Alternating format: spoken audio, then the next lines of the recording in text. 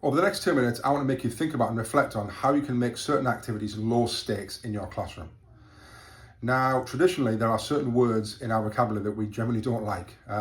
Things like hospital, dentist, doctors, test. Test normally is one of those words as well that sometimes strikes fear into people. And if we're talking about kind of tests all the time, or I'm going to put my results in my mark book, and it can make students quite anxious.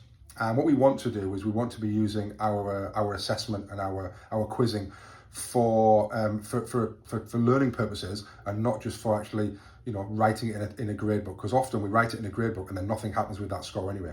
So we need to make sure it's assessment for learning and not just assessment of learning.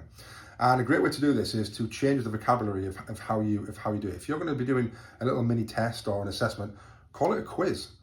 If I ask you how many people have been to a pub test before, pub test, why would I know a pub test? And if I then said, oh, we're going to a pub quiz now, who went, oh yeah, I fancy a pub quiz, I like a quiz. But it's the same thing. We're asking questions and you're having to think about the answers and write them down. So change your language. Talk to your children about the fact that we're going to have a quiz this afternoon, and actually see the fact that it's a bit more low stakes because it's a quiz, and because all you want to do is you don't want to be scaring children off or getting them anxious and getting them worried and thinking, I don't want to write the answer down because I'm just not sure if it's right and I don't look silly. It's a quiz, right? Give it a go.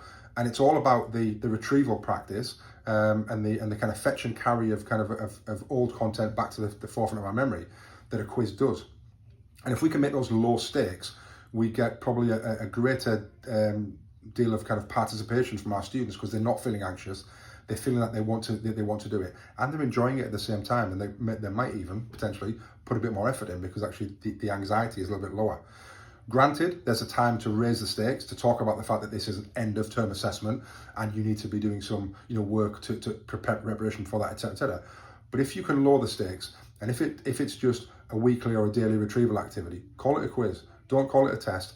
Lower the anxiety, lower the stakes, and get more children kind of ultimately enjoying what you're doing.